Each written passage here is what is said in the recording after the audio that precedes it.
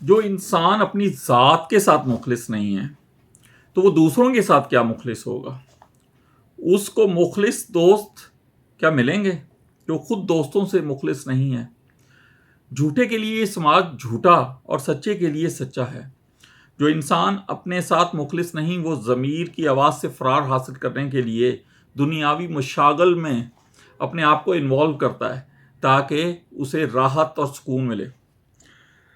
دنیا کی تمام چیزیں بھی حاصل کرنے کے بعد ایک وقت زندگی میں ایسا آتا ہے کہ جب اسے یہ آسائشیں بھی بے سکونی سے باہر نہیں نکالتی، بلکہ وہ اضطراب کا شکار ہو جاتا ہے اور دھیرے دھیرے اسے اپنے گناہ جو اس نے اپنے دوستوں کے ساتھ کیے ہوتے ہیں وہ یاد آتے ہیں۔